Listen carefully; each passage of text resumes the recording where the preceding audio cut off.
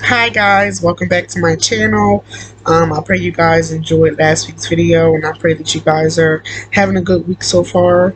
Um, Today I kind of just wanted to give um, a testimony about myself and about what kind of brought me to God in the first place.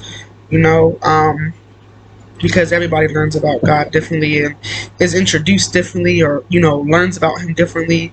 And so for me, it's I'm one of those people who been in church their whole life. I was in church when I was younger. I always knew that there was a God and that you should pray to Him, but um, and that you should obey Him and all those things. But I never really understood everything as a whole. Him sending His Son to die for us on the cross. I literally didn't figure out the meaning of Easter until maybe last year or the year before that. I had no idea. Always celebrated, but just never really understood the meaning of why we celebrated it.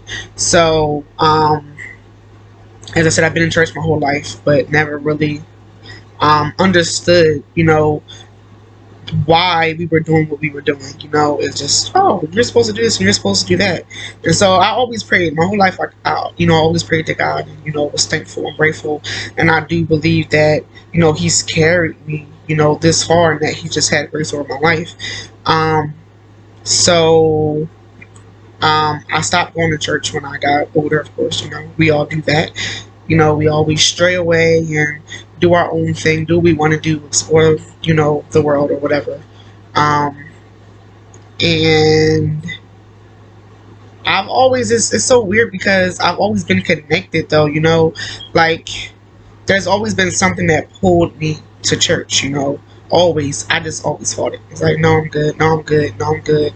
Um, until one day, I was pregnant back in 2017. Um, and I lost my son. I had a stillbirth. I was 27 weeks, and I happened to also lose my grandpa on that same day, which is crazy because the son that I was pregnant with was supposed to be born on my grandpa's birthday, but they both, happened to pass away together. So that hurt. It hurt really, really bad, and I was like, I gotta go back to church. Like, I need God. I can't do this. This is too much going on. Like, I gotta go back. And, gotta meet you right where you're at, because I never forget the day, my first time going to the church that I'm at now, Deeper Life Deliverance Ministry. Um, I got out the hospital, I'm going to say Saturday. I was like, yo, somebody come get me, take me to church. And so, my husband's cousin came and picked us up and took us to their church. And I was bawling, like walking through the door. I'm bawling, bawling my eyes out, because like I said, I was just, it was just a lot going on. I was so emotional, um, a lot of trauma, and I never forget what they were preaching about that day. They were preaching about being broken to be anointed, and that's literally what I felt like was happening. Like where I was at, like how crazy is it that I'm literally going through so much. I lose so much at one time, like literally a gut check that was completely unexpected, and they're preaching about being broken to be anointed. And so that same day I went to the church. I got saved and I joined the church that same day. Me and my husband, we weren't married at the time, but whatever. We joined the church that same day, and I remember feeling like so many weights were lifted off my shoulder. Like, it just felt amazing. I felt so much peace. And I mean, don't get me wrong, I'm not saying my whole life changed forever that day. I still went through a lot emotionally, but it was like the door opened to my next chapter. And I was just happy that I went, that I made that decision. But what they say, I wrote down the Bible scripture, which I'm sure a lot of people are familiar with. Train up a child in the way he should go, and when he is old, he will not depart from it. Proverbs 22:6. I mean, it's the truth. I know a lot of times, us as parents, well, I mean, my children are still pretty young, but as parents, grandparents, You bring your child to church and you pray for them and you show them, pray and, teach them about God and teach them about Jesus and, obeying and, not to be sinful and to respect your, all those things that you teach your child and you take it to church and, you want to fill them with so much of God's spirit so that they'll forever be, they'll forever pray and follow God and just always make time for Him. And it gets frustrating when your children get older and they start going the way that they want to go and they're no longer paying attention to what you're saying. Blah, blah, blah, I ain't going to church. I ain't trying to do this. I'm trying to go out and party. I'm trying to go do this. I'm trying to go do that. And you get so worried about your child and you get so stressed out. And honestly speaking, and I mean, this is just my opinion. Sometimes you just gotta let them go. Continue to pray for them, keep them covered. But I feel like every time they will eventually make their way back. They're going to eventually get hit with something like unexpectedly that's going to make them go, yo, I need God. Like, I can't do this. And I feel like a lot of people get that. They try so many things to cope with what they're dealing with. They finally go, I guess I'll try God. Like, I guess I'll go to church, or all right, I'll try. One of your friends. Yeah, just come to church with me. Just try it. You never know. I promise you. Like, if there is no other advice I can give anybody in this world, you cannot lose going with God. Like, I promise you, you cannot. And even with me joining the church back in 2017, I still went through a whole bunch because I wasn't who I am now. I wasn't committed. I still low key strayed away and came back and strayed and came back and was back and forth for a good while. But then again, uh, so my son Lamar, I don't know how many of you may or may not know about my son, but when I finally did have a baby in 2018, I went through a lot of trauma with him as well. I had a placenta rupture, and my son wasn't breathing when he was born, and he had to get CPR for a while. So therefore, he had a lot of brain damage, and that wasn't easy. That was very frustrated. I was upset. I was sad. I was depressed. I had a million and one things going on, and I just felt like I didn't do my job as a mother. Carrying him, and I blame myself a lot for what happened and how he was delivered. But I truly believe now that God has given him to me so that I can see a miracle within itself. Like, I can watch truly how faithful God is and what's possible and what he's able to do. Because my son listen, he's a gift. That's I'm not going to get into all the details today. Maybe another day. I'll sit and go through everything with you guys, but he's a gift. He's a gift, and it's been truly amazing being his mother and watching all the things he's able to do. Everything the doctor said he wouldn't be able to do. So he was sick a lot. His first 2 years of life, he was always sick. And I remember him being sick, being so sick, and just feeling terrible watching my son sit there and suffer. And I remember being in the hospital. I was like, Lord, I can't do this no more. I can't do these hospitals. I can't keep watching my baby be sick. Like, I can't. And from that day forward, I was like, look, God, whatever it is you need me to do, whatever it is you require of me, I promise you, you can have it. Like, I'm giving it all to you. Whatever I got to do for my son to be okay, I'm going to do it. Like, whatever you need me to do, I'm doing it. And at that point, I couldn't take it anymore. I was tired, frustrated, overwhelmed, like everything you could think of I was, but I can only imagine how my son felt, because it's not like he could talk to me or tell me what it was he was feeling. He just know he's sitting there and he can't breathe and he don't know why, or he's uncomfortable or he's in pain and he can't say anything, and all he wants to do is feel better. So I decided right then and there, like, God, you can have everything. Like, take it all. Whatever it is you need, do it. And that's when I started to get serious about my walk with God and go, okay, whatever you need. And so I started praying more and reading my Bible more, watching things like, different Bible movies, the actual movie, The Bible, which is really, really good. And I just kind of started started from there, doing things little by little. I don't know what I expected. I just know I was serious about serving God at that point. I was serious about giving him what he needed from me. I no longer wanted to play around. I wasn't going to keep saying, well, let me do this, let me do that. I was like, no, God, whatever, like, literally, Lord, whatever you need me to do, I'm going to do it. Like, I'm going to do it. And a lot of things God has asked me to do has been scary. And I tell him, like, look, all right, you need me to do this, but just give me a minute to prepare myself because this is a little much. But I've always do my best to try to be obedient and do whatever it is that he asks me to do. And so I guess 2020 is, because that was December of 2020. I mean, 2019. So January of 2020 is when I was like, all right, God, I'm all in. Whatever you require of me. And it's so crazy to look back on my life because we're now in what?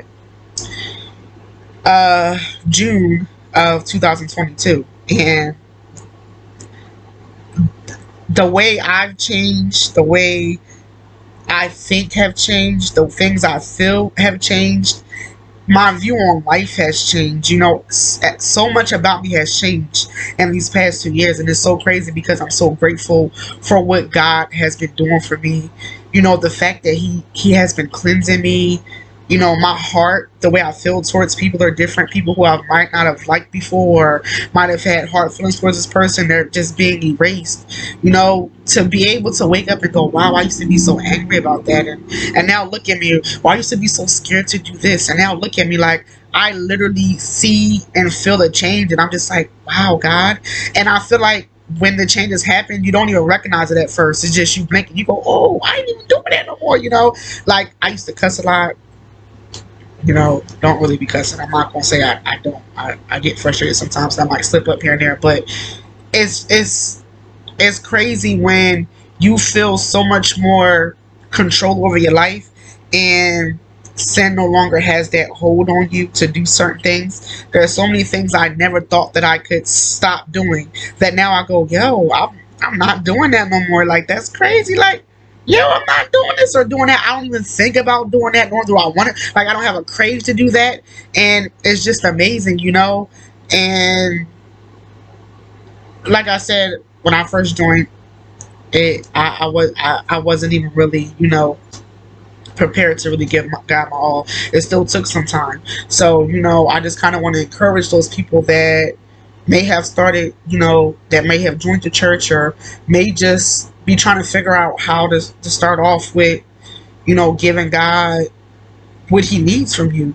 Like, start somewhere small. You don't have to jump out there and go crazy and pray for an hour and expect to speak in tongues by next day. Like, start somewhere simple. Read your Bible for 5 minutes. Pray for 5 minutes. Just try to be consistent. I feel like consistency is key. Being consistent, that's when you see the change. You know, just like with working out. If you work out once a month for 5 minutes, not going to see much of a change. But if you try to do it daily for 5-10 minutes, eventually you'll see a change. So, you know, don't expect changes overnight. Don't expect to be a different person overnight. You know, God works in mysterious ways, and we never really understand what he's doing because we're not supposed to know. He's the one who knows everything. You know, he's Alpha and Omega, the beginning and the end, so he knows all things. He knows everything, how we're going to respond to something, what we're going to do, what we're going to see, what we're going to say. So you just have to trust him and know that whatever he's doing in you, he knows what he's doing. And it may be scary, and you know, you may feel like you look dumb, but listen, you can look as dumb as you want to look. When you're doing God's will, when you're doing what he actually do, you can't lose. There's no feeling in that. Like, there's so much things I have confidence in now because I'm like, God's with me. Like, why do I need to worry? And don't get me wrong, I have moments where I'm worrying and stressed and freaking out, but it's just such a peaceful place to know that, you know, God is with you and that he's pleased with you, and he's watching over you and your family. It's just there's no better feeling than that, to know, okay, God, I don't got the finances right now, but you're with me, so I know you're going to provide me with what I need when I'm going to need it. It may be the day before, like, and I can't go anymore, but you're going to show up and you're going to have what I need, and there's no better feeling than that. So, you know, keep pressing, keep pushing for God, keep trusting in God. Like, there's no way you can lose, you can't fail. Like, You cannot fail when you have God by your side. And a lot of days it makes me wake up and feel so happy to know, okay, God, you're with me. All right, I'm gonna be okay. Like, I'm gonna be okay. I'm a little stressed right now, but I'm gonna be all right because I know that you're with me. You're by my side. You're not gonna let me fall. You're not gonna let me drown. So just be encouraged. Keep pushing. Don't give up. Don't look at yourself and compare yourself to others and feel like you're not good enough or like you're less than because you're not where they are doing what they're doing. God works in everybody differently, and He uses everybody differently. So even though you may still do things, that doesn't mean that God can't use you. Just give it to Him. All those things you deal with, and just be honest. Like, I don't care what it is, and you may think it sounds dumb or you look stupid, but tell God what it is. Hey, Lord, listen, I want to quit smoking, but I keep craving to do it. I don't know how to get rid of it. Take the taste out of my mouth. Take the desire out of my heart. Like, just be completely honest with Him about whatever it is that you're going through, what you feel, because He already knows anyway. So if you go and say, hey, Lord, help me to stop smoking because I want to smoke, and in reality, He knows you don't want to stop. Like, you know what I mean? Like, just wasting your time. So just be honest. Even if it's something you enjoy, tell Him to help you to stop enjoying that thing. You know, that's just, it is what it is. You know, we all have different things we do. We all have flaws. We all make mistakes. We all have sinful ways that kind of try to trap us. So just try your best to give those things to God and tell Him, like, look, I keep craving it, but I don't want to. Help me to get rid of it. Help me to stop it. Help me to desire you more. Help me to do this. Help me to do that. And be honest with Him when you're praying for things and when you're asking for things. But be encouraged because God is always with you. He's always with you. You know, even if you fall short, you make a mistake. We all do. Don't feel like your mistake is so much bigger than someone else's. God already knew you were going to do it in the first place. So just go ahead, repent, apologize for what you did, and try to get up and do something better the next day. Try to go a different route the next day. Try not to think about it too much because we overwhelm ourselves being so upset about a mistake we made when God has already forgiven us for that mistake we made. So just hold your head up high. Be proud of yourself. Be happy, you know, with what you have and with where you are, and be okay with making a mistake and realizing that you made the mistake, and now just try to move forward from that. Don't allow it to hold you down and weigh you down and just put you in a bed in a bad headspace, because that's just the devil. That's how he works. So as I said, take small baby steps to where you're trying to go, and know that God's with you and that He's going to meet you wherever you are. And whatever situation that you're in, He's going to meet you where you are, and He's going to help you get through it. So trust Him. You know, give him some time. Give him 5 minutes, 10 minutes out of your day, whatever you can afford to give Him, and just know that He's with you. He's pleased. He loves you. You're His child. You're never forsaken. He's always watching out for you. He's always looking over you and your family. You matter. You're cared for. You're loved deeply. You're God's beautiful creation. Never forget that. Never forget that. I pray that this message helps somebody. I pray that you guys stay encouraged, that you guys stay blessed, you keep pushing, keep moving forward. Do not allow the devil to stop you. Know that you're loved and that you were created for something specific, and that you have a purpose and you have a gift, and it needs to be used, it needs to be heard, it needs to be seen. I pray you guys have a blessed week. I pray that this video encourages you guys. I pray that you guys just continue to seek God in His face, and that, you know, you never feel like you're irrelevant or like you're not being heard. Please continue to subscribe to the channel, like, share, comment, and you guys just have a great day. Bye.